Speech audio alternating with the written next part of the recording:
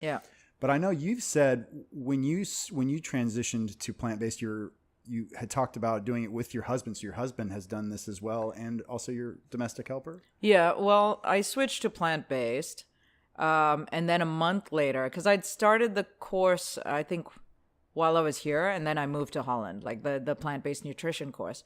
And what I was doing was essentially going through the first few classes while I was here, and then when I moved to Holland, I continued the rest of it. Nice. But I remember seeing they were like video lectures. And I couldn't necessarily download them and save them so I could share it with other people because obviously, you have to pay money for the course. Right. But I'd be able to watch it on my own over and over. So every now and then I'd drag my husband or my helper and I'd be like, look at this, listen to what he's saying. And all of it was about diseases of affluence, cancer, diabetes, heart disease, and how what we eat really impacts how our bodies work, like animal fat and like this, the way that it reacts with the vessels in all your arteries, your veins, and all of that. And how your body, it's been shown that 2 hours after consuming it, that's when you finally, like, your body recovers from having eaten that meat. Yes. It takes a lot of energy to break down meat. That's a scientific fact. Yeah, but then what happens is obviously like a lot of people doing these various fad diets related to like how you're supposed to gain weight to like build muscle. They're eating 6 times a day. So they've got so much inflammation. Yes. Because they're not giving them like every 3 hours you're eating. If it takes you 2 hours to recover from eating like that giant chunk of chicken that you just ate, then, you're just about recovering and your heart's just about recovering. And then boom, you're sticking another like possible like, grass-fed beef burger patty into your system. So, people don't realize the level of inflammation that they're walking around with on a day-to-day basis. And then they're surprised when, say, somebody that was like healthy all his life, healthy, running and, lifting and doing stuff, and suddenly at 40 drops dead after a jog. Right. And they're like, but he was like so healthy. And instead of looking at like, well, what was he eating? They're like, well, if he was running and he dropped dead, then I'm going to just avoid running. Right. They just actually do less exercise because they're like, what's the point? That super healthy dude just dropped dead. But that's not the message, I mean, they got to dig deeper for the source of what it was that caused him to drop dead. What was he eating? Yeah, there's a term in the fitness industry, skinny fat, yes. which is, somebody that can look really, really fit on the outside, but is not, and it tends to happen with endurance athletes where they're really not nourishing themselves properly. And there could be to your point, there can be all kinds of things happening internally that you really have no idea about. You feel great, look pretty darn good. But there's a lot of scary stuff that could be happening. I mean, when you're so used to having inflammation, you don't realize you've got it. That's true too. And what I noticed, and this was the big thing I noticed with going plant-based, is that the inflammation stopped almost overnight. Mm-hmm. And that feeling that you have where you're like, oh my God, I feel really great. I feel light. I feel this. I'm sleeping better, doing all of these things better. You don't realize, wow, that's what it was. A daily dose of inflammation. And people think of inflammation as in like, ooh, my knee. No, inflammation just completely internally. Right. People don't realize what they give up. And then once you become vegan and you're used to it, you don't realize what you've given up, because you're just like, you feel this way all the time. It's not until you like mistakenly eat something or you by choice decide to cheat and eat something that you realize that, wow, I feel terrible. The genesis of my journey was I had the worst gut health. Yeah. I felt, especially when I would exercise, running especially, I always say I felt like I had a basketball on my stomach. I had so much inflammation, so much bloating and gas. Yeah. Probably from the dairy. Yeah. Meat didn't help out either. And I remember I just did a huge switch. And like I said, a few days later, I started feeling a lot better after I switched to plant-based. And now if I have any gut disruption, I'm like, what the hell is going on? Because it is a rare situation. Yeah. And to your point, you just sort of get used to like I had Pete Fisher on a couple weeks ago from Nutrition Kitchen, and he made a good point. He's like, we're worried about getting probiotics in that may or may not be helpful depending on what your situation is.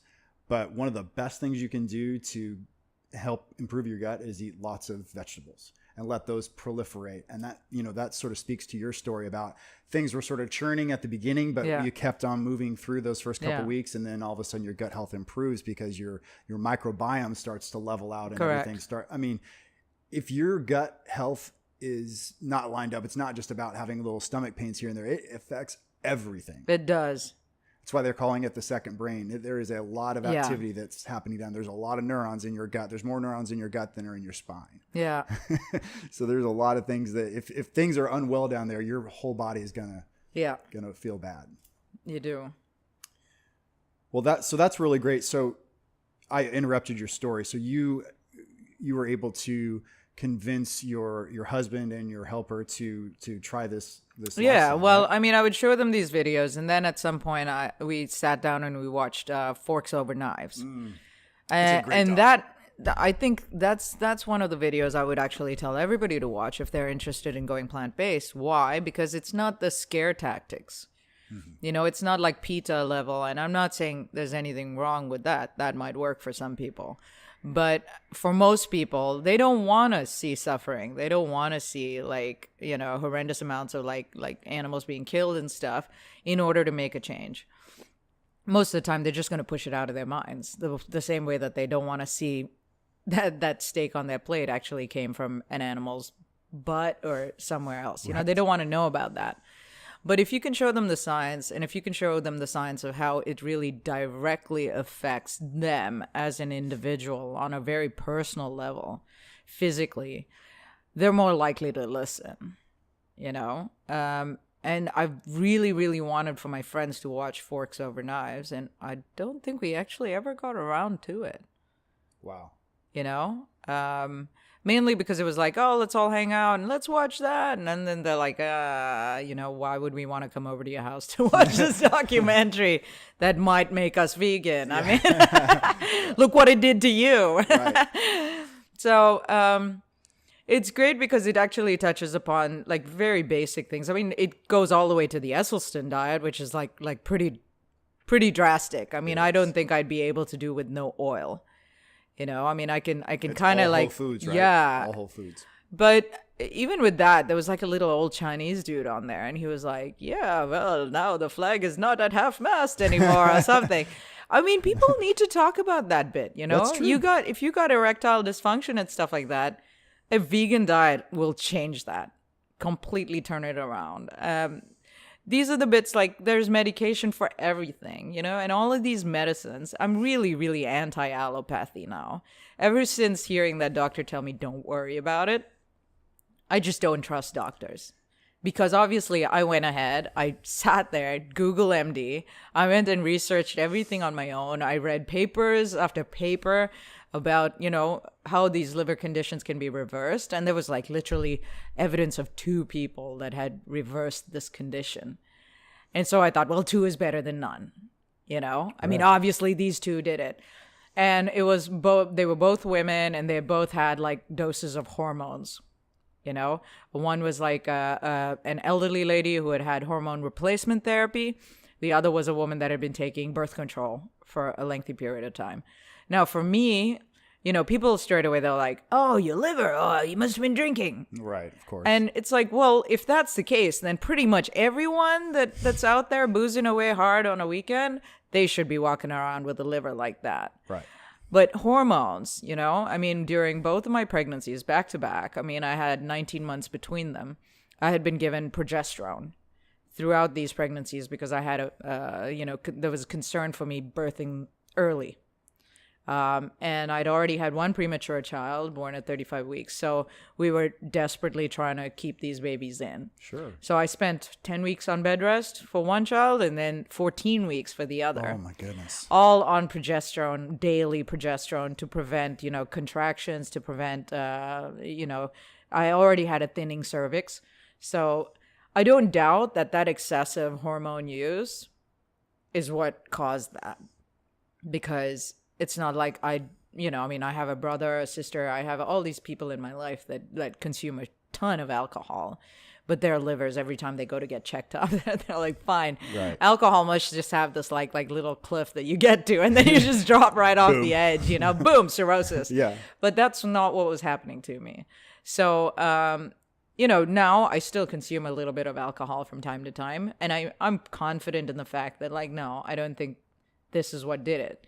I don't sit there boozing away, and I don't like consume alcohol daily or anything, but I don't sit there too concerned about it.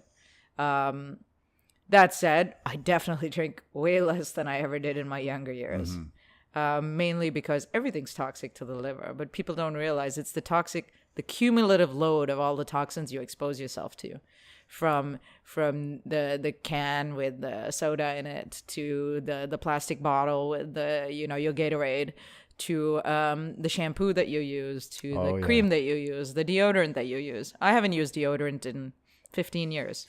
Well, and we always say, your skin is a mouth. 50% or more of what you put on your skin is just going to be absorbed into your bloodstream. So, if you wouldn't eat it, then you probably shouldn't put it on your skin. And so, look at a shampoo bottle, look at a lotion, and look at the, chemical experiment that's on the back of some of those bottles. Yep. I'm the same. I'll either use coconut oil for deodorant, or there's some good like natural ones that are free of parabens and stuff now. So there's some good choices out there. But yeah, I mean, when my dad passed away from cancer, my wife calls me caveman because I'm really careful about all those things.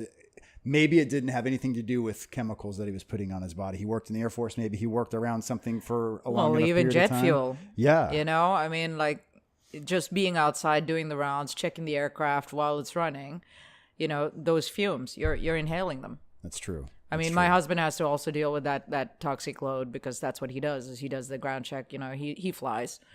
And he has to also contend with the fact that radiation coming through the windscreen, and sure, I mean, there's a lot of things like we sit there and we talk about it, but we try not to dwell on it because we're like, okay, well, this is part of your job. I mean, everybody that flies can get exposed to all of these things, but you do have a lot of this kind of thing happening within the airline industry. And I don't know whether it's like just stress as well. They're very poorly slept and stuff like that. So, people get cancer, and it's not necessarily what they're eating, like airline food. Right. Great either. But yeah, he'll go like intermittent fast, or he'll carry like, Vega bars with him rather than eat the food there. Maybe he'll eat like the fruit or whatever, but there isn't much vegan stuff anyway to eat on a plane. Well, he's doing what you can do, which is control the things that you can control. Yeah. So, if there's 2 or 3 things that he has to deal with that might be carcinogenic, but he has control over his diet and exercise and those types of things, then, he's doing what he can. That's all you can ask. Yeah. And then really quick, I want to touch on this too, because I think it's a neat story. So your domestic helper also switched to a plant-based diet, and she was a type 2 diabetic, correct? Correct. I mean, my husband switched to a plant-based diet because, first of all, he watched the video with me, the Forks Over Knives. And even though he was kind of like, but I'm trying to gain weight, how am I going to gain weight doing this plant-based thing, because he was trying to build. He's trying to get muscle. Yeah. So he's just not built for like gaining a ton of weight. He can gain the muscle, but he's still going to weigh what he's weighing right now, which is 76 kilos for a 6'2" guy. That's his build. But my helper, after she saw like my husband say, okay, I'll change it. She said, ma'am, I'll change too. So we thought, okay, this makes it easier because I guess they saw me making separate meals for them because back then my helper didn't cook. Okay. So it was always me. And probably because that's what I wanted to do and that's how I had control over what everybody eats. But I'd be making myself something separate and then I'd have to make something for them. And my kids are super fussy, so I'd have to make something totally different for them. That sounds really, really... just like us. Yeah, exactly. So at some point they were like, okay, look, you know what? Let's just try this. And we never looked back because... And how old were your kids at the time? 3 and 5, something like that. So that's tricky with kiddos and I mean, I've tried to reason with my sons, like the youngest one, he's like super eager to please. So he's like, I'll drink soy milk, that's okay. And he's like, he'll even pretend to like it. He'll be like, yum, do you want some more? He's like, no. Right. But the middle one, oh my God, he's like, I need milk from baby cows, like, don't worry, Mom, we won't hurt them. We'll just milk them really gently. And I'm like, that's not how it goes. Right. But he's just insistent. And I think he's just rebellious. That's what it is. Yeah. He's like, I'm not going to do what you want me to do. And he's got eczema. I mean, like bad eczema, And we've found that when we cut him off from milk and cut him off from yogurt, he stops scratching, Yes. And he's unconsciously scratching, in the night when he's asleep, he's just scratching away inside of his elbows and behind his knees and his chest and, his lower back. There's just problem areas, even in his neck. And when we stopped it, he didn't have any of this. So dairy makes it worse. Oh, yeah. Okay. Yeah. And we told him this, and he knew, he made the connection. He's like, yeah, I'm not scratching anymore. And we're like, well, why don't you cut it out? But, because they're such fussy eaters, you cut out this one whole food group, and then they're just like literally eating pasta daily, Yes. And it was just terrible. So I said, you know what? Just give him the damn yogurt, because otherwise he was eating crepes every morning. I mean, because he's a creature of habit. Yes. But at least if he could get his eggs and his yogurt, then that gave us one more meal that he could kind of eat. So we brought that back in, and then, he's happy, but he's scratching away. And he's got horrendous eczema again. So I just have to wait until he's old enough, and then we can reason it out. Yes.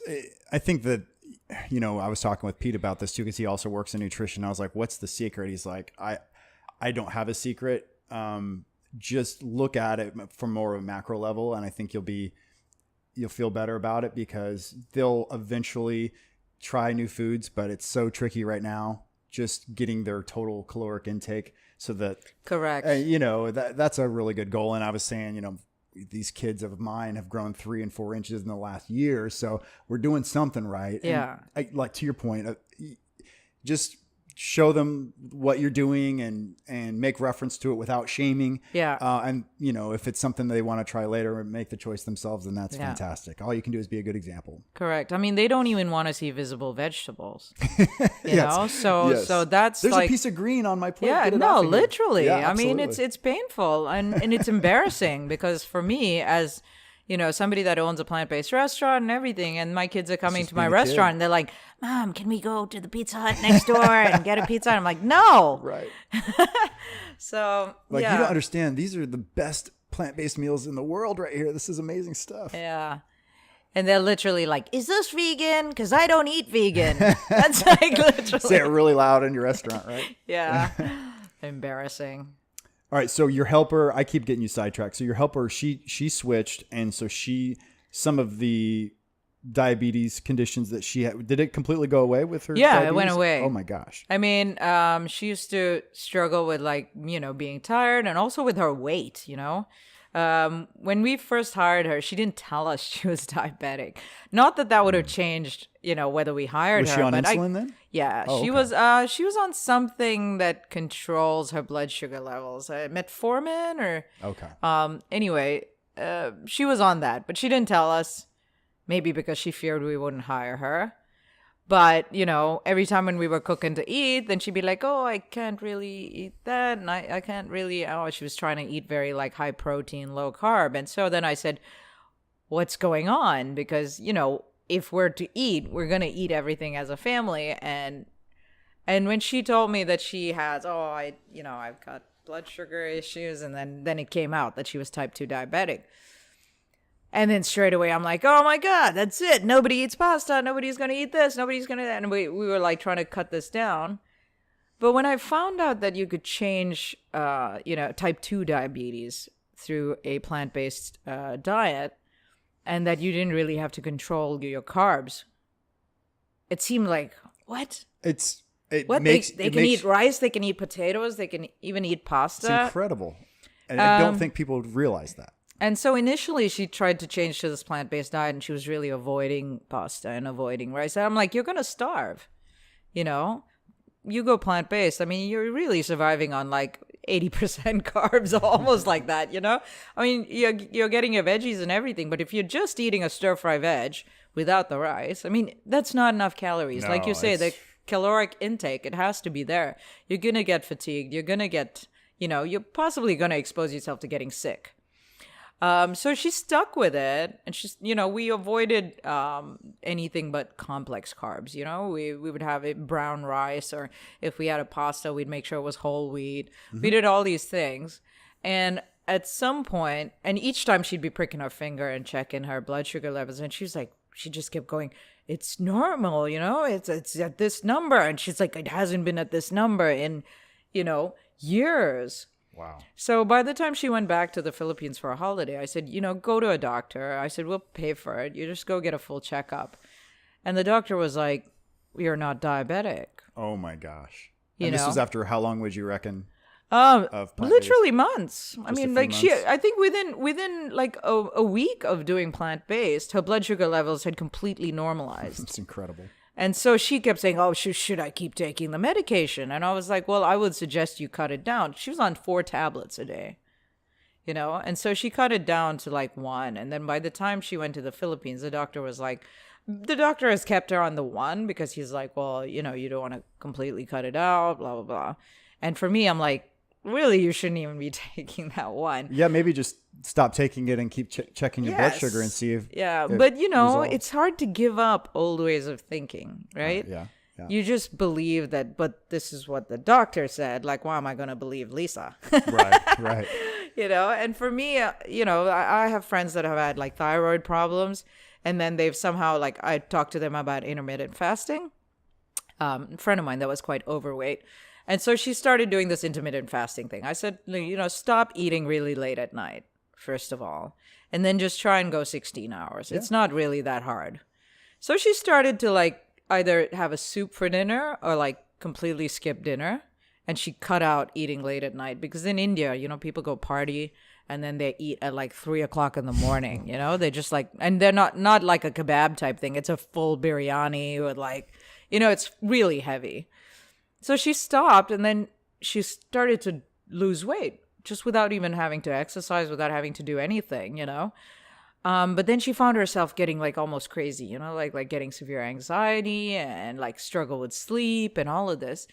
And she didn't realize that she was still on the same medication for her thyroid problem, but her body weight had gone down. So it means the dosage had to be lower, Yeah, and absolutely. so she was going through a period of thinking that she was losing her mind, These medications have really bad consequences for like your mind, body, everything. Absolutely, yeah. And people don't put the 2 and 2 together. If you could just, if you could find a way to get yourself off medication, why wouldn't you do that? Absolutely. But so many people are like, oh, I've got cholesterol issues. Doctor's going to give me it's great. My blood pressure's all the way back down. All I have to take is this little tablet.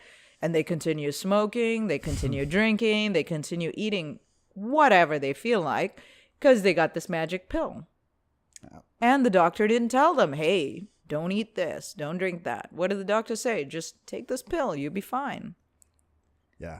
It's the problem with Western medicine, and everybody knows it.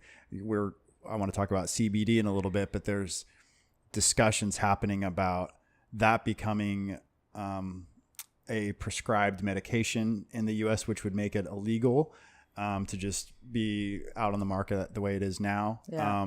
And that's a money thing. It's all about the pharmacy industry seeing a huge opening and just trying to lock it down for themselves. I follow this stuff very closely in the news. The legalization of marijuana, CBD, all of that, and how I see now that the DEA is saying synthetic THC is safer than the real deal. Why would the DEA has put CBD on like the dangerous drugs list? It's all in the back pocket of the pharmaceutical industry. Absolutely. I mean, they got a patent on trying to ensure that they can bring cannabis, synthetic stuff, into the market. So you could cure yourself of cancer with like spending X amount, maybe 10 grand US. But now they're like, oh yeah, we've got these cannabis pills. They're going to be great for epilepsy. They're going to be great for this and that. And it would cost you 35 grand Of course. US. Of course. I mean, for me, even taking full extract cannabis oil while I was in Holland, the cost of doing that 60 grams to try to cure cancer is about the same cost as like 1 round of chemo. Wow. That's incredible. It feels like a lot of money. It's definitely not going to be covered by insurance, right? Sure. But if that's what it was going to take, that's what you would do. You'd go to a legal place and you'd go and make it happen. But yeah, it's hard to change a mindset, it's a paradigm shift that's needed. That's what I didn't even know what a paradigm was until I did the plant-based nutrition course. And I was like, paradigm, oh my God, this sounds like a really big word. It sounds important. And then when I read about it and I understood what it meant, I was like, yeah, that's exactly what's needed, Yes. And then you could use that word all across the board for a lot of things, just paradigm shift from like trusting in doctors and medication to like not going the opposite direction. Okay. Not going like, oh, now I'm going to hug trees and like, I'm going to go for a gong bath and everything's going to be fine. I don't think that that's the answer either. I don't think that homeopathy is the answer. I don't think that traditional Chinese medicine is the answer. There's bits of it, from the time of the Druids or whatever, that they do work. I mean, there are naturally occurring like medicinal properties and everything from turmeric to cinnamon to licorice to, but all of these things, you do too much of it, it's still going to be toxic to you. Yes. It has a reaction, like even lemons, you drink too much lemonade, you're going to get the shits. It happens. Right. It happened to me in Israel. I didn't realize how drastically like lemon juice can like react with your gut. It's acidic. Holy moly. It's bad for your bones. Yeah, too. I thought I was just thirsty and then I just ended up getting sick. Before we move on from diabetes, I wanted to share a little bit of science behind this. You obviously shared your domestic helper had tremendous results. Probably can even go off for her medication if she chose to.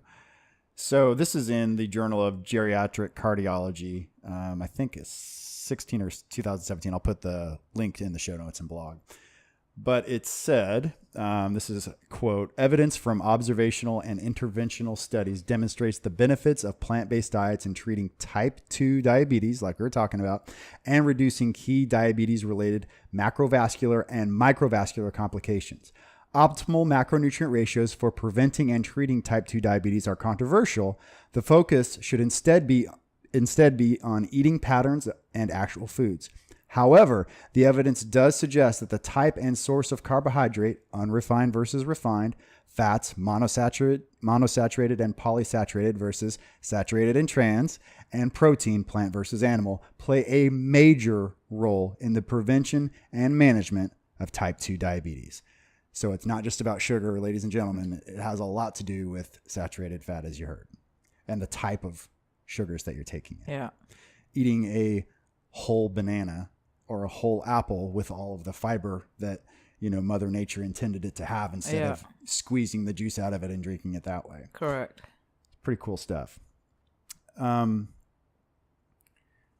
remember when we were moving to Hong Kong, I want to start talking about confusion. We haven't even talked about the really cool reason why we've been brought together. We've got to make sure we hit it.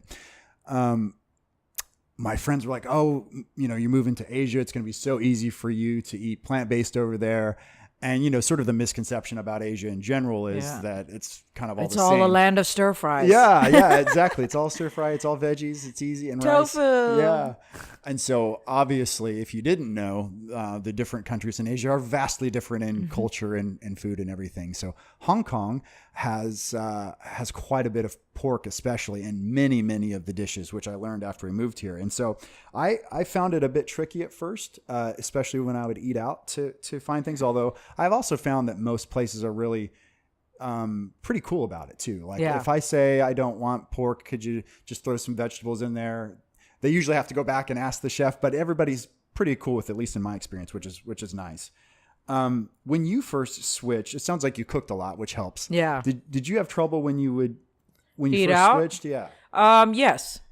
And still it's a bit of a minefield, you know? I mean, like what we made was like this rule, or like just an agreement that as long as we stayed vegetarian when we ate out, then we'd be fine. Sure. You know, I mean, because we started off with the choice to go vegan was for health primarily, and also for the environment. You know, we understood, especially after watching Forks Over Knives, then watching like, there was that other one, Cowspiracy. Cowspiracy's great. We were like, oh, wow, the impact of our food choices on the environment, you know?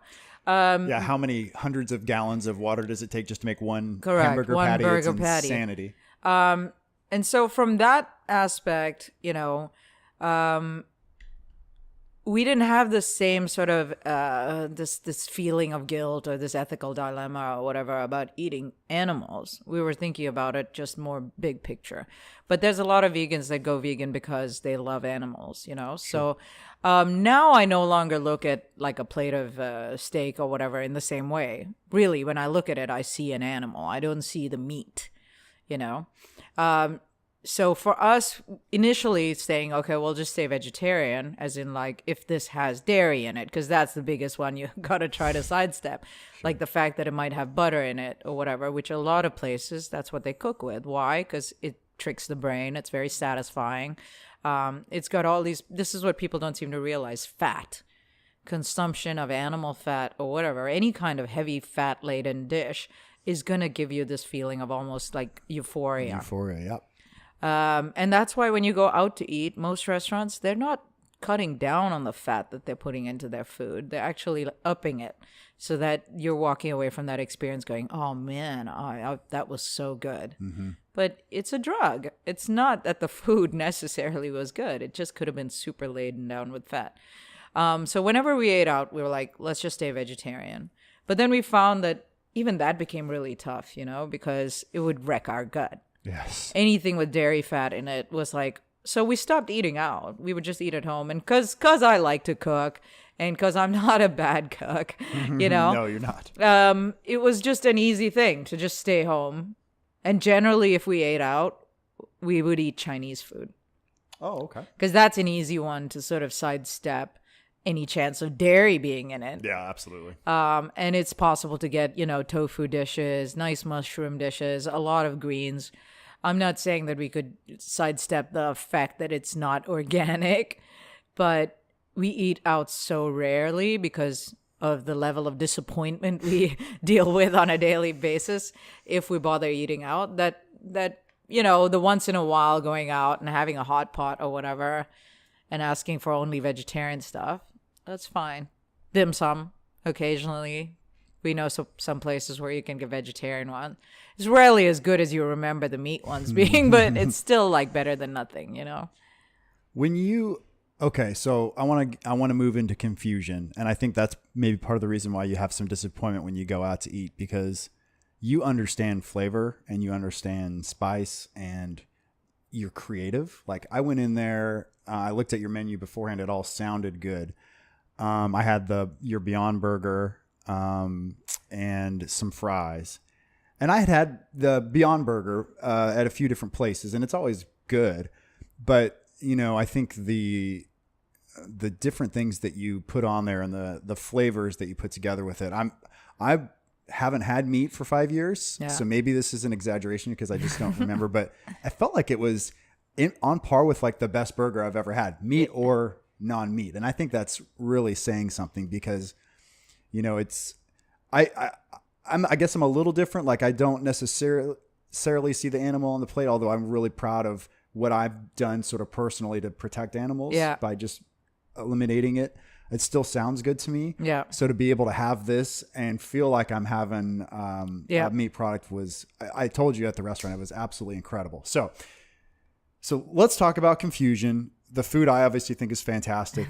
I went in there and I didn't know this, but you opened in May of this year, May of 2018. Yeah. You go in there. I don't know if it's because it's smoothly operating or because of all of the people that I knew that told me about how great it is. I just assumed you've been open since 2015. I mean, it is awesome. And we were sitting there. It was 11:15 when you and I chatted at your restaurant. And then by like quarter to noon, I was like, I've got to let you go. It's time to go take care of your business, because it was full. I mean, completely full. It was so great to see. So you told me from inception until you opened your doors, it was 5 months, which is just incredible to me because of how smoothly everything is. So tell me just the story of the inception and how it all got started and your vision with the restaurant. Well, part of the reason that I opened this restaurant was because I wanted to affect change.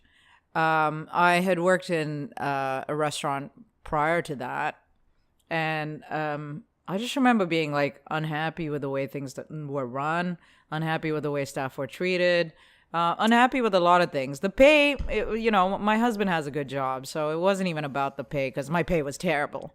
So, but I was like, yeah, I'm not doing this for the money. I'm doing this, so that I could learn something. And once you get in there, F&B environment is just so like, everybody's so close together that you become family with the team. Mm-hmm. And then by the end of it, even if you hate your job, you don't quit because you don't want to quit the team, right? Because once you're gone, they're going to have it harder. And people don't seem to care about this, because they're like, oh, F&B's just got such a high turnover. And like, why does it have such a high turnover? Because people are treated badly, and then by the end of it, they let down. They're even willing to let down the team. F&B's food and beverage. But they're willing to let down the team because they're just that unhappy. Mm-hmm. So why is that? How can we change that? And I would look at like other establishments that were like, say Black Sheep Group or whatever. You see that they got staff that have been around for a while. And, by just doing a little bit of like asking around, and then they're like, oh yeah, these guys get paid X amount, So pay matters, but so does your work environment, If you're just made to eat your lunch standing up in a corner somewhere and as swiftly as you can before you have to get back to work, that's not the same as like eating your meal with your team. Right, absolutely. It doesn't matter if all of you are just looking at your iPhones, but you're at least doing it together. Right. So these were the things that I wanted to change. Go back to the old school, because that's how it used to be, right? That you took a lunch break and everybody sat down together, and then you just cracked jokes or whatever, or you just de-stressed for a bit. But I found where I worked before, we wouldn't even get that, solid, like, okay, here's an hour. Yeah, you're on your feet the entire time, I mean, absolutely. If I can feel it, and I'm turning 42, okay, I can look at these guys and I'm like, yeah, you're 20 years younger than me. I mean, you can do it. But it's hard on me. But it could be actually easier on me because I'm used to it. Sure. But it might not be that easy for them. So I'm always thinking about like, okay, how can I make your life easier, right? And sometimes they're like, no, I got this. I can do it, or whatever. I carry stuff up the stairs. I'll deliveries come in. I'm the first person to pick up that stuff, to take it. Why? Because I don't want anybody else doing my dirty work. I could easily just tell the biggest guy, you go get it. Right. But, he'll see me doing it, and then straight away he'll come and help me. It's a sign of a good leader. Yeah, but servant leadership, that's what it's called. But I didn't know that that's what it was called. It's only at some point I learned that, so that's what I'm doing, But I've always respected a leader that is willing to get their hands dirty. Yes. Not one that just kind of tells you what to do and then criticizes it when you didn't do it the way that they had in mind. That doesn't make any sense. No. You show and then somebody can follow. But if you are always blaming others for things that go wrong, that's the sign of a bad leader. Yeah, you could argue it's not even leadership, really. But now I'm like a Jocko Willink fan, right? Yeah, extreme ownership. Yeah.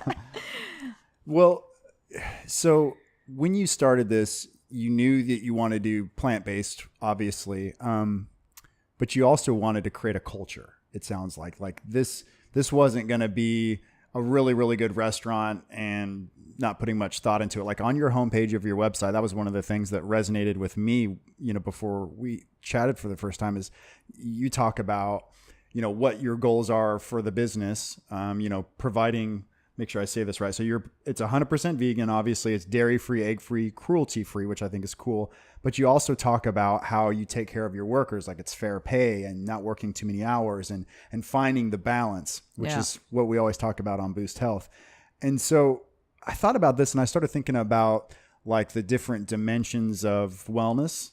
There's 7 dimensions of wellness balance, which is occupational, social, intellectual, physical, emotional, spiritual, environmental.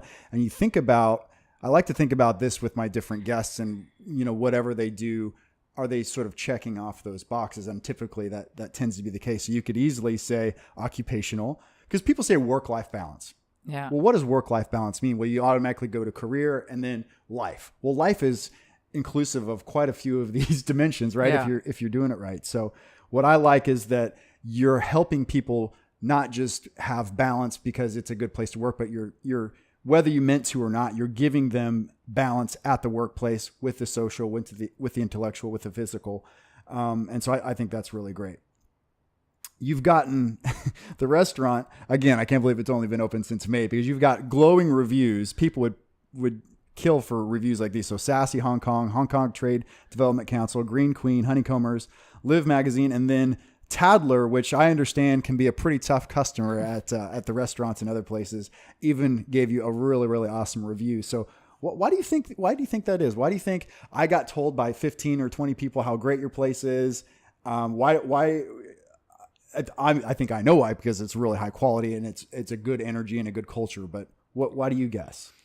I don't know, man. Sometimes I sit there and I go, I have to actually stop myself and go, wow, we're actually doing this. Because it all happens so fast, right? It's not until my kid is kind of showing off about me when people come into the restaurant and he happens to be there and he's like, my mom owns this place. Oh, nice. And I'm like, shut up.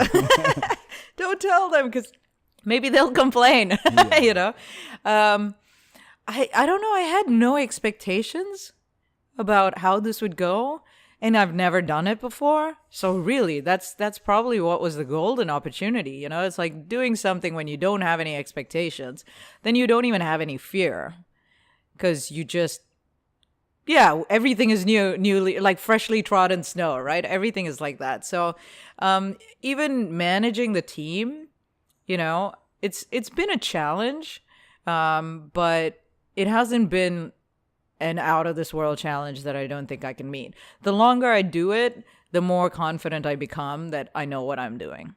And that's the same with the restaurant. The longer I do it, I'm like, oh yeah, wow, people actually do like this stuff, And when people ask me like, what was your inspiration? I'm like, dude, it's just food, right? For me, this is what I would cook. This is what I like to cook. And I didn't realize that there actually isn't anything like this out there. And maybe what I created was essentially what I wanted that I didn't see out there. And so one thing, so sorry to interrupt you. So one thing that you do that you don't necessarily see at a plant-based restaurant is no salads. I love that sort of your rule or threshold of no salads, because you're right. Like, you go to a place and you're trying to find something that you can have as, a plant-based person. And a lot of times it is a salad or the pasta with the meat removed or whatever. And you've got all these different types of dishes that you would really want to have, but, I can't have that because it's going to be too hard to get this or that off of there. And it's really like satiating. Yes. I mean, that was the goal. For me, I wanted to call it anything but salads or whatever. But my husband was like, no, that sounds negative, like when you're taking something out, this does not have, like you're using a not. So I'm like, okay, fine. We'll just call it this, So why confusion then? Spanish for with fusion. Oh, yeah. Cool. And it's not even like I'm Spanish or anything, but I studied a lot of languages and I really like plays on words, The fact that we live in China is like confusion, and that got that little bit of like Chinese twist to it. But I've got all these ideas for even the next place that we open, and that's also going to have a play on words. For me, fusion food, is it, you know? It's nice to sort of eat something that you don't fully like know. Oh, well, yeah, I think this is Mexican, but well, what's it got tofu in it, you know? Or when we do the hedgehog mushrooms, we spice them with tandoori spices. So that goes into the sandwich. It goes into everything else, you know. It goes into a lot of dishes. But that spice, that's what gives it that little, like, well, what is this? Like, I want for people to be eating it and going, wow, what's in this, you know? Are you sure? The number of times I get like, wait, hang on. How is this not meat? Yeah. And I've had people that are meat eaters come and eat the burger, and then they're like, this is what meat should taste like. Yes. That's how I felt. And I found that so funny. And it's not like they weren't even drunk, you know, because at that point we didn't even have a liquor license. So hearing that, for me, it was like, I get goosebumps still when people turn to me and they go, that was amazing. Because for me, that's my reminder. Like, this is why I'm doing it. So I know you cooked in a restaurant. I didn't, man. I was not like frontline or anything. I was like what they call prep cook. Okay. Because I didn't realize I could work in a restaurant kitchen, right? I always held myself back from doing something like that because I thought, oh, you got to go to culinary school. That's how you become a chef. Mm-hmm. Right. The same way that you become a graduate because you went to university, you know? And I didn't. I went to university when I was 17. And so I ended up dropping out by the time I was like 19 or 20. I got pregnant with my son, and that's, you know, my eldest son who now works with me. Oh, that's cool. I didn't know that. So I never finished college at that time. And so for 10 years, a decade, I stumbled in and out of jobs. And I say stumbled, like people just thought I had promise and they hired me. And I did prove that I had promise. But I never actually chose my vocation. I never chose the job I fell into. I just went in and I did it good. Right. Yeah. It wasn't until this restaurant that I essentially chose something, you know, finding my purpose, finding my reason for being. And so that's why it's that much more fulfilling what I'm doing now. Before, I would earn probably more than I'm earning now, but I was doing something that somebody else kind of gave me. It gave me the opportunity. And I want to touch on that because how you got there is a cool story. But before we move on, so I wanted to understand where you draw your inspiration from for the creativity in your food. Is it, I know you've got Japanese and Indian heritage. Did you learn to cook certain things that you put into the food, or your experience in the restaurant? Or is it sort of a little bit of everything? Like, it's a bit really of everything. Unique and really cool. Yeah, it's not really. I wouldn't even say that it was the experience I had in a restaurant. What I hoped for when getting that job in a restaurant was that, oh, I'm gonna learn how things are run. I'm gonna learn, you know, I'll learn how to cook vegan food. I didn't get to do that. Why? Because I was prepping. You know, what you're doing, you're like washing 60 kilos of spinach, and then you're cutting it, and then you're blanching it, and you know, that's all you're doing. You're not really cooking. Right. Or you learn how to make one specific thing. It's very, very like almost like working on an assembly line. You know, if you really, and I liken it to, like, you know, imagine being on an assembly line at a doll factory, and your job is purely to just paint the eyes on the doll. Oh boy, yeah. That will kill you, man. That will crush your spirit. And so that's pretty much what being a prep cook is. It's just, that's all you're doing. And what I had hoped was, like, at some point I would see progress and I would see a chance for growth. I would see all of this. And then what I realized is, no, there isn't. Even same way within finance, you know, you find a spot and then that's where you get stuck. Mm-hmm. They might dangle the carrot in front of you and say, like, yeah, if you just work harder and if you do more of this, then there's a chance of... No, the only chance is that you get paid more to stay where you are because you're good at what you're doing. What I wanted to do, even with this restaurant, is to just create an opportunity where the staff can feel like there's a chance for growth. Whether or not I'm achieving it right now, I don't know. But I have plans, and I don't want to just stop with this one place. I want to have 2 or 3. And I'm looking at the staff, the full-time staff I have, and I'm thinking, I want one for you. I want one for you. I want one, you know? That's so cool. I mean, because I got into this and I own 50% of this company. How did I do that? I found the right partner. You know, he invested in it. He got 50%. I got 50%. And to me, I felt like I won the lottery. Okay. Am I working my ass off now? Of course I am. He can't really contribute on that work side because he has a full-time job of his own. But it's almost like a luxury that I am in the position that I'm in, that I own 50% of a company that isn't doing badly, where we've already broken even. So for me, it's just a matter of like, if I was doing this purely for profit, where would my mind be? But I'm not. I'm doing this because I'm building a future. I'm building a future for myself, yes, although I don't even know what that's going to look like. The future I'm building for myself is actually not even connected to this. It doesn't matter. I just want this to succeed. And if it can succeed, then I have an opportunity for people that are on the full-time staff to one day take over, the next one and the next one, and that they own it 50%. Wouldn't that be great? Oh my gosh. I mean, because they're young, they're young, they got families. Maybe some of them don't even have families yet, but they sit there going, how can I ever own an apartment? How can I ever, I want for them to actually change their mindset that you don't need to own an apartment. You can actually live anywhere. I mean, like, I live on a boat. It's really small. Do you really? Yeah. Oh, that's cool. Nobody would have thought that I could have gone from like a 1,600 square foot apartment to what is essentially like all of us squeezed into 450 square feet, Wow, cool. So it's just paradigm shift. Yes. You shift your thinking, you realize you don't need it as much, you consume less, you do all of these things, and you do it just almost overnight. I read Marie Kondo, that lady who talks about the art of cleaning up, or I don't know. I haven't read that. Oh my gosh. Yeah. Marie Kondo. Yeah. Marie, and her last name is Kondo, Kondo. She's Japanese. But she talks about essentially minimalism. That's becoming a thing now where people don't consume as much. They don't buy stuff. I literally have 25 items of clothing. Wow. That's it. And so, yeah, it means that I walk around looking like a schlep sometimes, but I can clean up. I got that 1 or 2 items that I've saved for a rainy day. But it made me change my perspective on everything. But it also made me, when I went vegan, it made me realize I'm not going to just throw out my leather shoes. All right? I'd had them for 4 years. They're perfectly fine. Nothing wrong with them.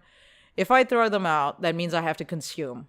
I have to go and buy another pair to replace it. Sure. And let's face the reality of it. Most synthetic materials, that faux leather and all of that, they peel, they fall apart. Within a year, it's going to a landfill. It's not getting recycled. It's not getting upcycled. It's not getting anything. It's just getting chucked down.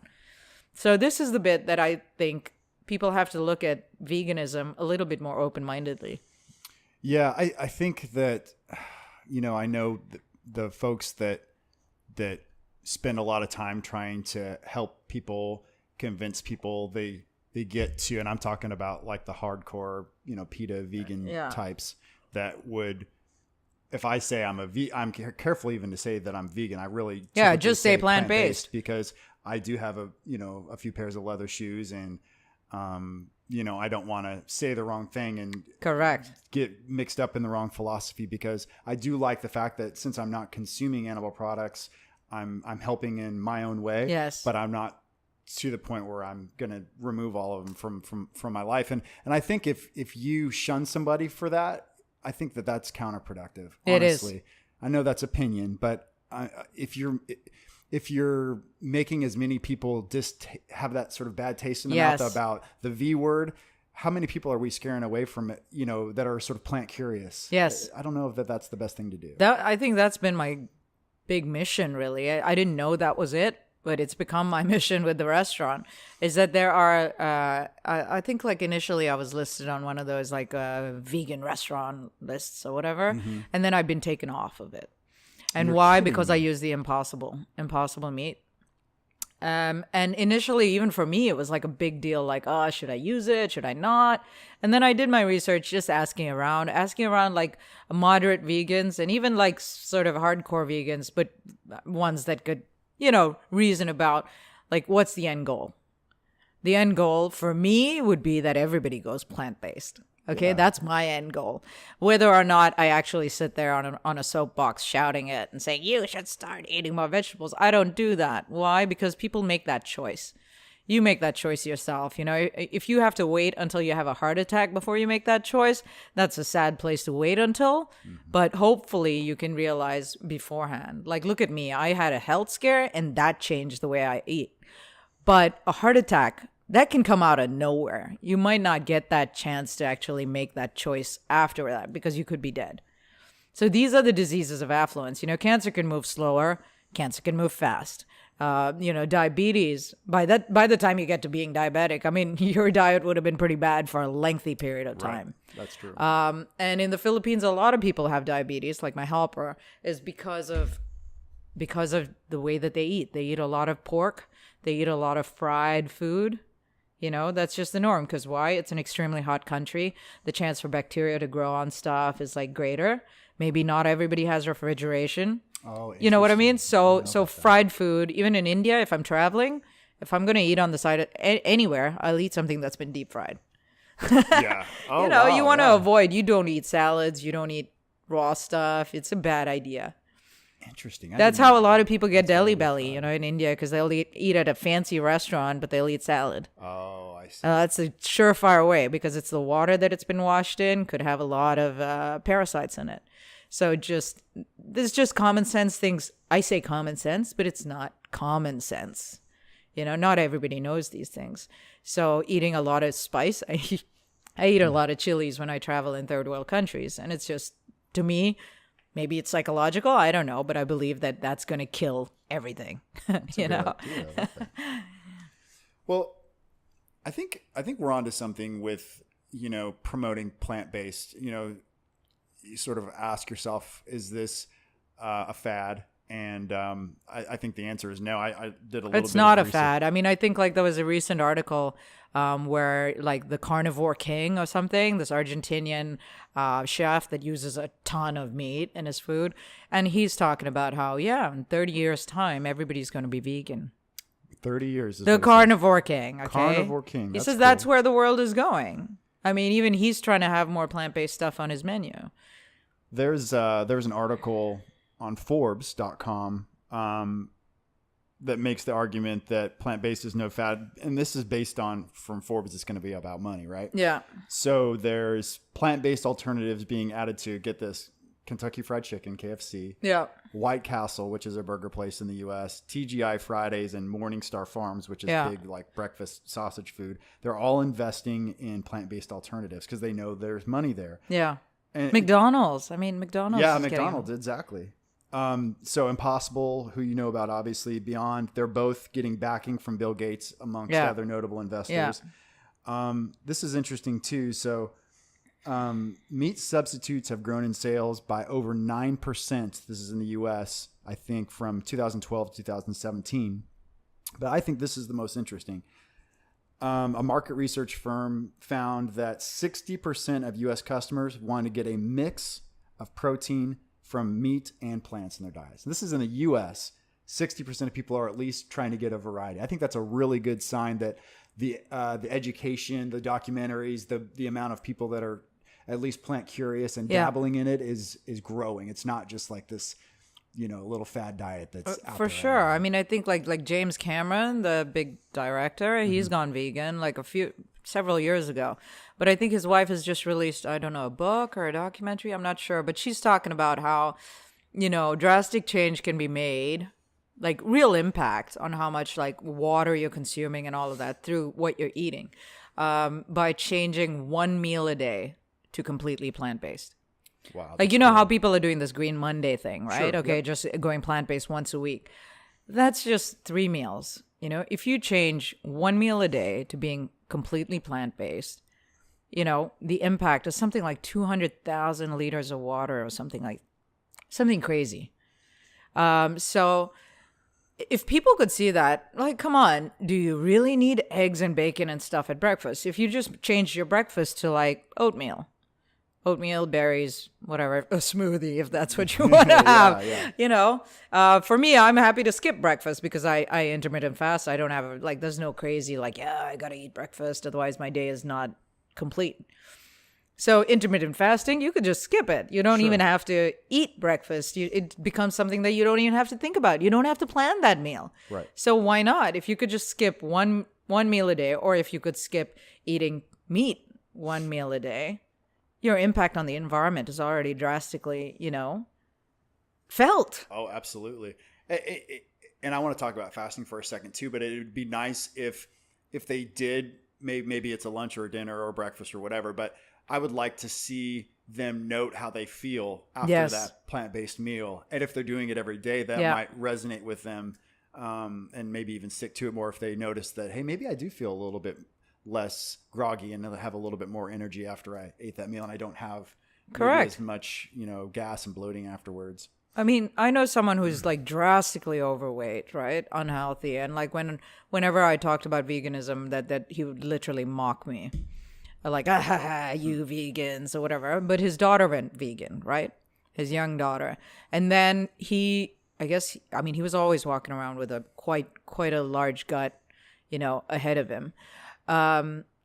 I think there's some rule about if your gut touches the wall before your nose does, you're like a really good candidate for heart disease. I haven't heard that. That makes a lot of sense. But you can imagine that, right? Sure. There's a lot of people walking around with their gut touching the wall before your nose. So he switched recently to a 60% plant-based diet. Okay. So he's like vegan 60% of the time. And then he intermittent fasts. So he fasts 1 day a week, where he's just sipping on like broth or water. 24-hour fast. Cool. And in 3 months, I think he lost something like 15 kilos. Holy moly. Just on 60%. Yeah. That's 60%. Great. I mean, and he's eating stuff like what we would call processed vegan food, okay? Sure, like the vegan sausages, the vegan hot dogs, burgers. He's eating the Impossible, he's eating Beyond. And he's happy, because that's kind of what got him to where he is now. But he's lost all this weight, and his bad cholesterol has completely plummeted to nothing. Yes. I mean, like his cholesterol levels are completely normal. The doctor was like, "What are you doing?" And he says, "Well, I've just changed what I eat to this." He's not completely given up meat. He's not given up alcohol. He's just cut it down drastically. And his blood work shows it. That's awesome. And his gut is gone like down by half. Wow. He's still a very short, stocky, kind of wide to the sides kind of man, but he looks healthier too. His skin is just glowing. That's great. So I can't even bring up like, yo, dude, you remember those times that you were making fun of me? And I'm just like, dude, I'm really happy for you.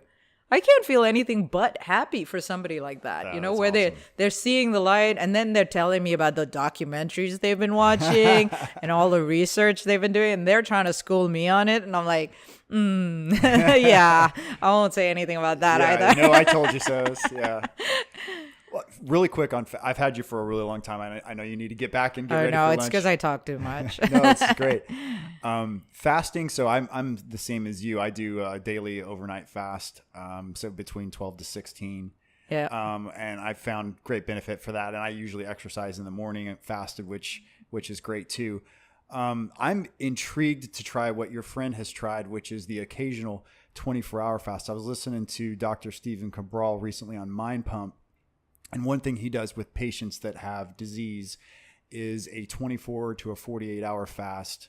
I can't remember the... I think it's called autophagy or yes. something like that, where your body has to consume dying cells in order to feed itself. Exactly. And so you're fighting off disease. Exactly. So if everybody after a certain age has buildup of a certain number of cancer cells. And so this is his way to, as you said, to die off those cells. And it's really, really intriguing. And so...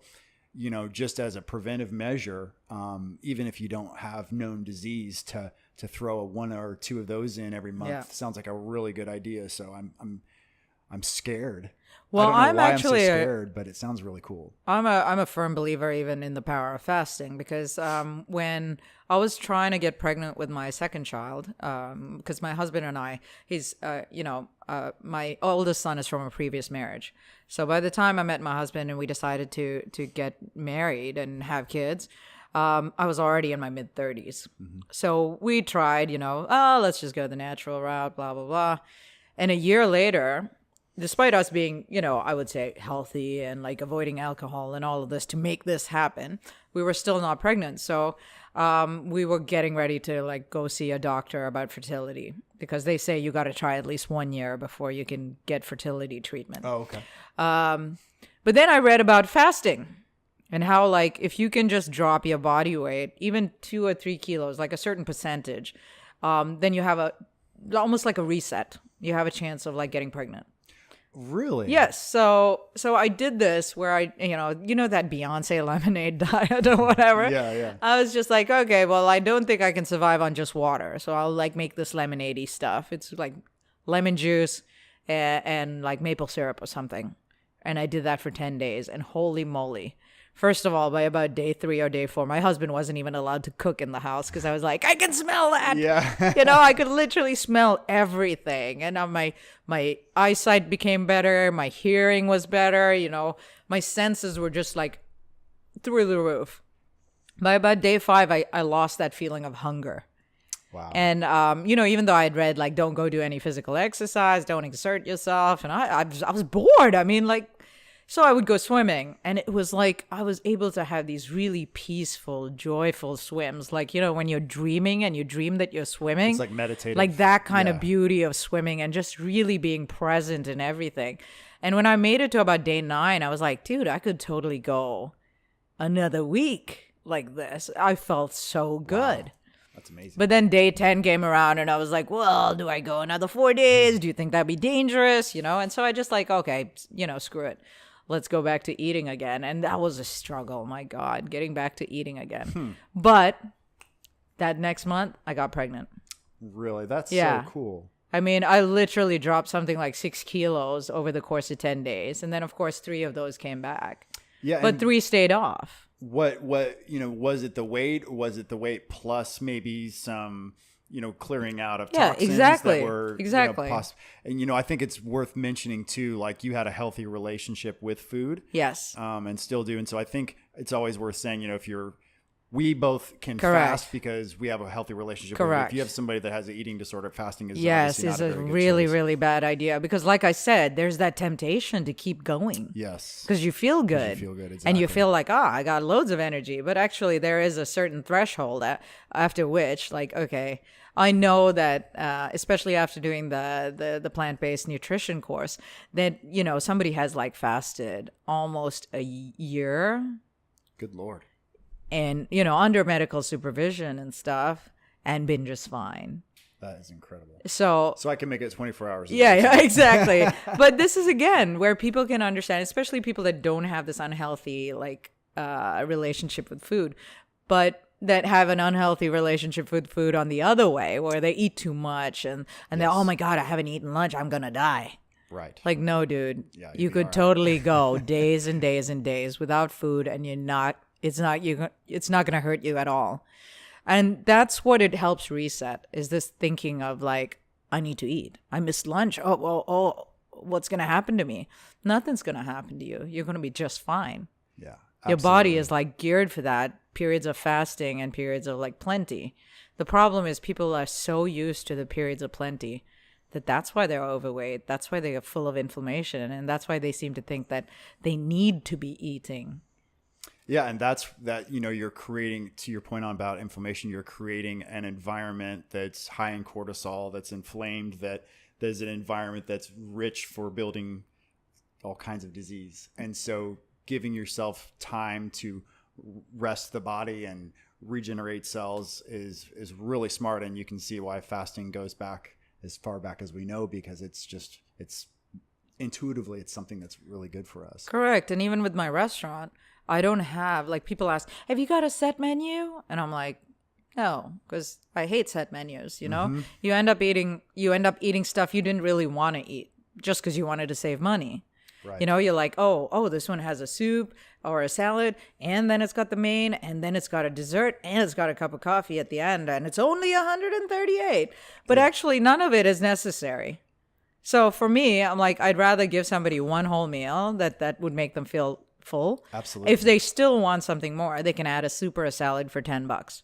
Which place is still selling you a soup or a salad for $10?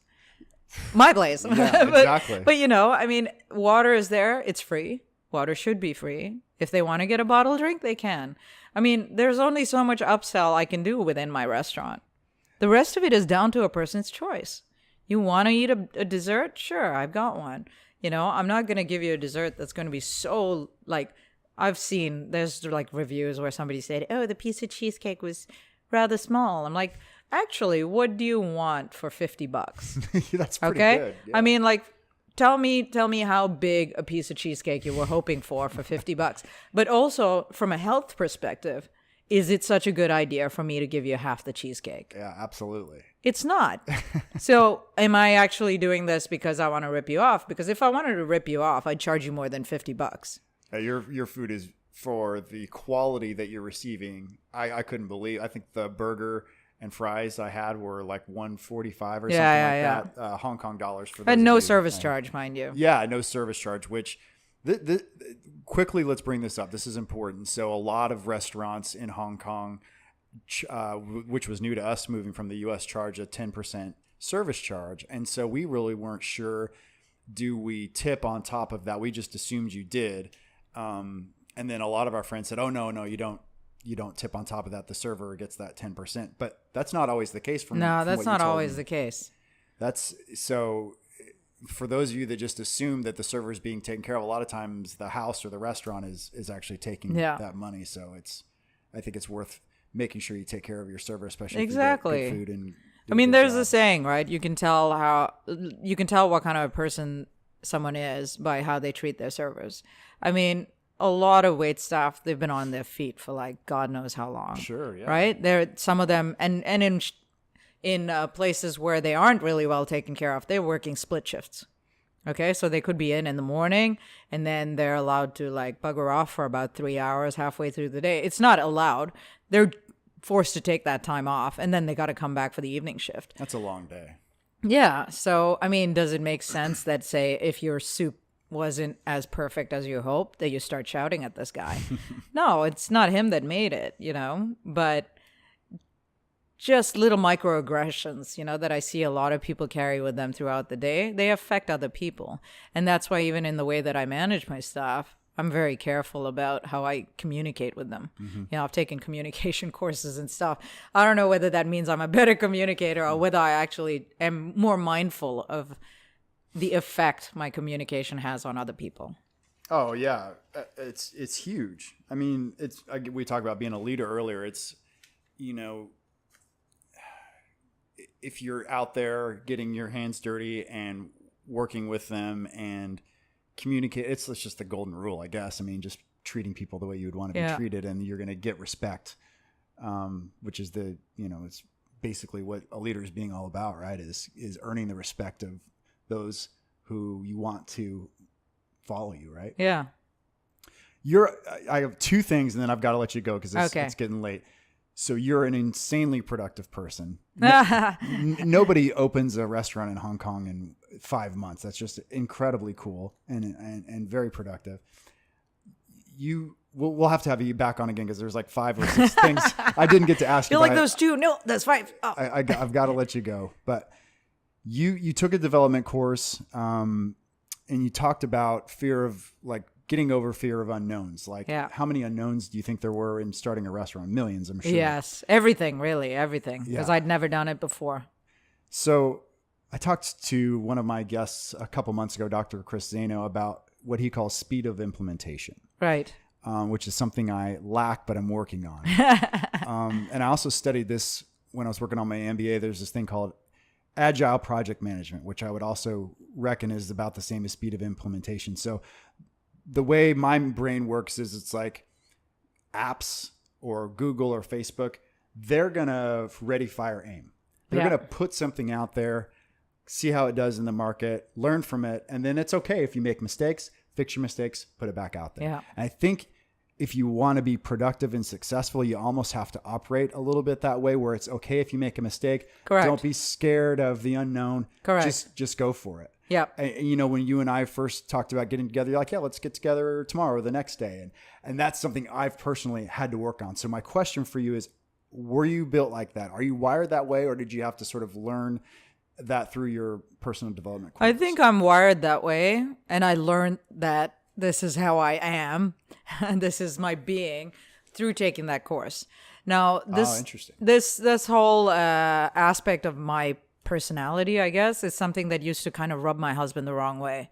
You know, like say if we were looking at apartments or something, and I would see, okay, that's in the right price range. That looks pretty good. Let's do it. And then he'd be like, oh my God, you know, he's like, this is what you're going to be like. Let's do it. We should have just bought the very first one. I was like, what's wrong with the very first one? A lot of people don't realize this, you know, sometimes if that one's good and it fits within all of your parameters, do it. What's stopping you? Right. But people are scared. Like people always ask me, oh, why you have so many tattoos? You know, I mean, I don't know if I could get a tattoo. Like I'd be worried I'd want to, you know, get it removed. And I'd always look at them and I go, wow, shit, you obviously don't make any real decisions with your life or you don't trust yourself for anything, right? Have you ever thought about getting your tattoos removed? And I'm like, why would I have gotten them if that was my plan? Right, exactly. And so I figured like little by little, I started to realize maybe there is something completely different about the way my mind works, you know? If I see something, I commit to it then. Because I'm not going to wait until later because when I come back to it, it might be twice as expensive or it might be like gone. You know, the opportunity only comes so many times in your life. And if you don't leap at it, regardless of how fearful you are, how the outcome could be, you're just never going to find out, right? And if you wait and wait and wait, you'll miss the boat. So. Yes. And so if you would have done that with the 250,000 different decisions that you had to make. Correct. In starting a business and a restaurant, a brick and mortar location in a big city, you would still not be open today. Right? Well, I was actually looking to raise double the amount of money that I managed to raise in the end. So I was hoping to raise X amount. And then I got told, oh, no, I can only give you this much. And so there was some hustling going on. Oh, yeah. There. But instead of like sitting there and looking that as a setback and going, that's it. I can't do it now. I said, all right, if I can only raise this much. And the more I thought about it, I'm like, I don't want to get a second investor. I want a second and a third. And then everybody's got an opinion about what kind of food I got to cook. You know, I don't want to have to answer to that many people. Not because I hate authority or anything. Okay, I might have a little bit of a struggle with it. But I was looking for somebody that was going to give me creative, you know. Control. Yes. Yes. And that's what I got. And even for him, it was a huge gamble, you know, because he was like curing it from one side, the other side, like, oh my God, this person has no experience. Why would you put this money into her? You know, why don't you give it to charity? Yeah. That's what he'd been told that by someone. But, you know, he just kind of trusted and it's ended up being like this wonderful experience for him because he's just like, wow, I get to see how much people love what you're doing and I feel like I'm a part of it. Absolutely. That's great. And he gets to feel all of this joy that comes from this experience without us being hung up on the fact that we got to make a ton of money. You know, I mean, it's crazy. It's a really crazy idea to think that you would start a business so that people can pay their bills. Right? Okay, granted, I got to pay them first. But then what I'm creating is that all of these guys have a place that they come to. And then since you work there, like you're spending more time with your work colleagues than you are with your family. Mm-hmm. So it better be nice. Absolutely. It better be a place that you're like happy to go to, that you feel contented with contributing towards, and that you also feel taken care of. What's so hard about that? And that it's not. And it's intuitive because if you create a place where people are happy to work, you're going to maintain those talent and you're going to continue to improve your products because you've got this talent that you're able to maintain. And you can feel that energy when you go into a place, whether it's a restaurant or a retail store or whatever. If there's a healthy culture there, it's palpable. Yes. And strong, smart business owners are aware of that and take good care of the people. But I'm also a firm believer that when it comes to food tastes better when it comes from someone that's happy. I like that. Okay. I mean, I remember my mom went through this phase of doing Herbalife and like dieting and like she was sucking down all these shakes and stuff to lose weight. And the food that she cooked, oh my God, it was like an afterthought. It was so bad. we'd be sitting there going, oh, shit, I can't wait till mom stops dieting, because then we wouldn't have to eat this crap. So to a great extent, whenever she was in this unhappy with herself phase, where she was trying to lose weight, where she felt fat, where she felt miserable about herself, the food that she gave us reflected that. Interesting. It might not, it was almost like she didn't put any thought into what she was just trying to throw the food out. She didn't want to smell it. She didn't want to have, because she wasn't going to eat it. Right. She was cooking it for us because that's what she had to do. Sure.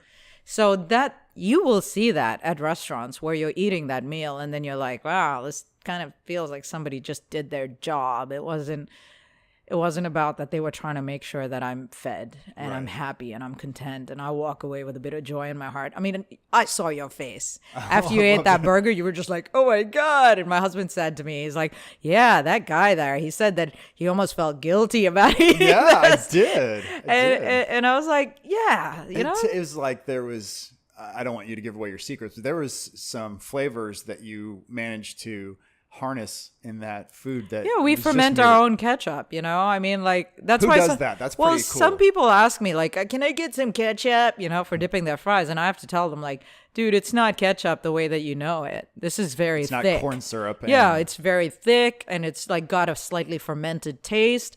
It's probably not appealing on its own.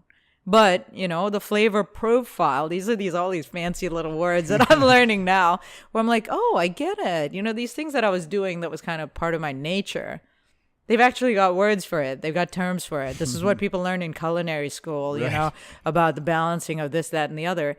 These things, it's not like it came naturally to me, but I had a natural curiosity for it. I didn't have to know the name for it. I didn't have to be able to define it, but I was doing it. So to some degree, I'm proud of everything that we've achieved, proud of the team that has actually managed to sort of like implement all of this and contribute towards it. And for me, it isn't just about like, I opened a restaurant and I'm so awesome. No, it's just like, I wouldn't actually be able to run this restaurant, own it, anything without everybody that made the team happen. From my business partner trusting somebody that had never even worked as a chef, all the way down to like me and the team, like fist bumping each other and calling each other chef. We like, it's an inside joke, or like, hey, how's it going, chef? Hey, chef, what's up, chef? Yeah. And we've had people come in where they're like, oh, thank you, chef. They say that to me and I still find it hilarious. Like, and I'm like, well, actually, technically, this is what I'm doing, but, come on. It's like calling me a graduate, from like a master's program when I haven't done it. So I have respect for people that have done the legwork, the study, and that's why they're called a chef. But at the same time, everybody that's working in my kitchen, they're no less. Yes, absolutely. I'm just thinking about the customer, like the different types of customers that you must see come in there. It's probably interesting. You have somebody like me who's been plant-based for a while, who's been to those types of restaurants before and worked really hard on my own to get foods that I prepare at home, and then sort of have had bad experience and good experiences navigating when I eat out. And then to have something like that, where I'm not saying this just because you're on my show and I really like your overall philosophy. It's just darn good. Really is. And so you've got somebody like me, and then maybe it's somebody that works down the road at IFC that brings their friend who's never really tried a plant-based restaurant before, who maybe is curious about it. So I just think that's probably something cool that you see happening. I do. I mean, like, majority of the people that come in, they're not necessarily vegan or they're not necessarily plant-based. Majority. Yeah. And the ones that are vegan and plant-based, they're just like so grateful. like, wow, I can come here. I don't have to ask you, does this have cheese? Does this have this? It seems like a small thing, but it's huge. Just look at the menu and say, I can have whatever I want. Yes. It's huge. You don't have to sidestep. You don't have to ask any questions about whether this has chicken stock. We use like a no MSG mushroom stock. Like, mushrooms are just really, really high on the umami factor, So most of our stuff, for me, it's like, I don't even think about it because I've kind of been cooking like this at home anyway. Right. But I'm becoming present to exactly how epic it is for other people. that have had to, go somewhere else and that have had to struggle to find that one dish on the menu that they can eat. And they don't have to just sit there and limit themselves to salad and fries anymore. Yes. That's so they can actually, they bring a lot of their omnivore friends to the restaurant, and they're just like, literally like excited to share this. And you can see the omnivores come in and they look like, and they all order the burger. They do. Right? Because they're just like, okay, I don't even know what all this other stuff on the menu is. I'm just going to do the burger.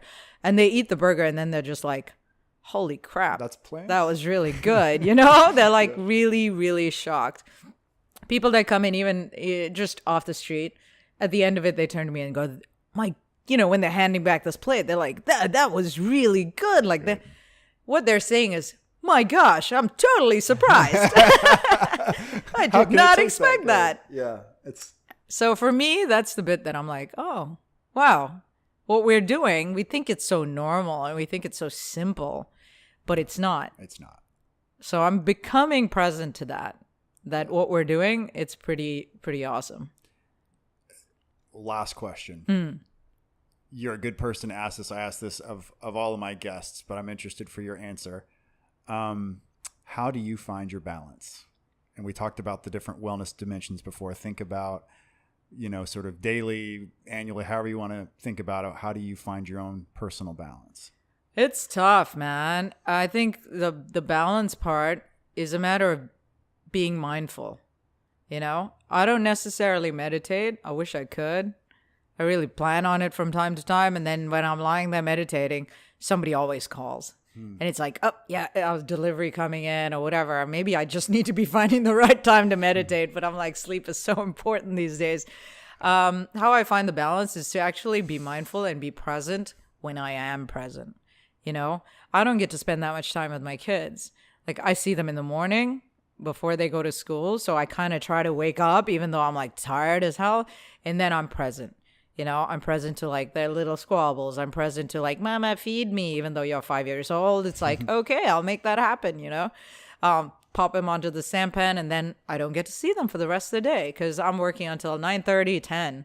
Okay. So they're already in bed, So my husband is working his full-time job, coming back, he's putting them to bed, he's doing all these things, taking them swimming, and I'm kind of aware, like, I could sit there and focus on that and be like, shit, I'm missing out on all these things. But at the same time, when I see them on Sunday, it's like nothing ever happened, Like, I do everything that I can to just show them I am here and I am present. And so you are loved. Everything that I'm doing is like because I want for this better future. Yes. And I want for them to see, and they are seeing it. I mean, it was the other day my son started to cry because I had a day off on Monday, right? It was yesterday. He started to cry at some point, and then he says, I really miss you when I go to school. Oh. And I was just like, I felt like heartbroken, like somebody, this is yours, I think. But my parents worked, and I didn't necessarily have a good relationship with my parents, but I blame that on boarding school. I blame it on a number of things. But also they were very authoritarian, so different kind of setup. So for me, it's not about that I'm spending all this time away from them. It's about what am I doing? Where am I here when I am with them? Yes. And that's it. That's all I can give them right now. And it might seem like little in the eyes of many people, but to me, it's huge. Just being present, not sitting on my phone, not saying shh while I'm on my computer doing work emails or whatever. Matter of fact, my work emails are always so far behind. It's like the least of my problems. As long as the food is good, I don't care about these emails or anything. Yeah. But that's my balance, I go to jiu-jitsu. Initially, I was like really gung-ho. I'm like, I need to find this, way to release stress. So I signed up for like, PTs, and I was doing 3 times a week. But I found by about Friday, I was like dead, Oh, yeah. I didn't have any energy. My heart wasn't in it. I was like, I was racketing hard in my head. Like, I hate this. I don't want to go. Why am I doing? I spent the money. I'm like, I'm an idiot. But then I recentered and I said, okay, twice a week. Let's make it twice a week. Let's try and even make it in the morning when I still got energy, It's quiet at the restaurant in the morning. I can nip out, go do my 1 hour and come back. So jujitsu, to a great extent, without actually even trying, without breaking a sweat, sometimes I feel like, why am I even doing this? I stay fit, I'm not, my weight has stayed the same. I'm the same weight I was when I was 19 years old. Nice. Could I lose a bit of weight? Maybe, but I'm heading into menopause, I think thanks to like tests that I had done, I know that my levels of hormones are already dropped and they're perimenopausal. I tried to take maca root. I tried to take all these other things, but they also have these funky things that it makes you, after a while of taking it, you're like, oh, I'm not sure I feel so great, Oh, okay. So the CBD, that has really helped. Being on a vegan diet, that has helped. I don't have, and also avoiding alcohol. I find that if I drink alcohol, then I get these what feels like menopause-like symptoms, because your hormones get kind of like wacky. Yeah. And then you have this like sudden like, sweats and like jitteriness, anxiety, all of this stuff that comes with it. Does that mean I'll completely stop like saying, yeah, no, I can't drink because I don't want to have these symptoms? No, I'll probably still have a drink from time to time. I just don't drink that often. Because I know exactly how it makes me feel. And that could be just how like my liver's trying to handle the toxic load, right? With anything. I just, if I eat like processed food or whatever, I have that same sort of reaction. Yes. So I'm aware of the fact that I got to be mindful with everything I'm doing. I'm not always successful, but I don't beat myself up about it. I know that my kids know. I tell them, but I show them. I love them and I'm here for them. And they've still got a very hands-on other parent. It would be different if both of us were completely absent and then they were being brought up by a helper, know. We've got an amazing helper. Like I said, she's vegan with us. So we're all pretty peaceful in the house and everything goes okay, When I go to work, I'm mindful of how I communicate with my staff. There are times that I struggle because, there's a lot of like, am I doing this right? Because, but balance, when I read that book, Ikigai, the one I told you about, what it talks about is when you are truly present to what you're doing and you're joyful about it, there's no boundary between what you call work and what you call play. All of it is the same thing. And that's what I hope to achieve, is that when I go to work, that's my reason for getting out of bed. Not my reason to make money, not my reason to like stress, not my reason to do anything, but be like, I'm here because I choose this. So Ikigai, real quick. So that's the Japanese formula for happiness. And it's got these intersecting circles. And so what you love, what the world needs, what you can be paid for, what you're good at, and sort of figuring out what that is. And it sounds like the restaurant and cooking and nourishing people is that for you? Yeah. I mean, I could sort of very easily, and it has happened, over the course of the last 5-6 months, where I get kind of bogged down with just physical stress or emotional stress. And then I start to feel resentful and I'm totally mindful of this. I'm present to it. No amount of going to meditate is going to change that. But I always come back to the center of like, I chose this, Yes. You chose this. I remind myself, like, why did you choose it? And then you remind yourself all the reasons you need to be grateful, Yes. That I'm grateful for this. I'm grateful for that. I'm grateful we're doing well. I'm grateful I have this incredible team. And suddenly you're back to being present to like, this is awesome. What am I complaining about? Yeah. Occupational wellness, the most important thing is purpose. Yeah. Is sense of purpose of what you're doing with work, whatever it is. Yeah. And so it sounds like you've definitely tapped into that. That's yeah. fantastic. Most people could do with just a little bit of like gratitude Yeah. for the job they have. Without that job, you wouldn't be able to pay your bills. Without that job, you wouldn't be able to take your holiday. People get bogged down with the everydayness of it. Yeah. Just because work is going to feel like work some of the time, a lot of the time. But if you have a sense of purpose and are grateful, that makes a tremendous difference. With balance, for sure. And you feel like you are contributing. And if you don't feel like you're contributing where you are, you need to find a way to bring that feeling into your life. Yes. Because maybe it was never there. Maybe what you need is a complete and utter change of job before you realize like, oh, wow, this is what makes me happy. But if you tack on the value of money to that, and like, oh, well, I won't be happy unless I make X amount, then you might never be happy. Sure. Yeah, that's true. All right. I think we did it. Lisa, thank you so much for doing the show today. I really appreciate it. Yeah, we could talk for like hours. I think we're going to have to have a part 2, even a part 3. I really appreciate it. All right. Thank you so much. Thank you.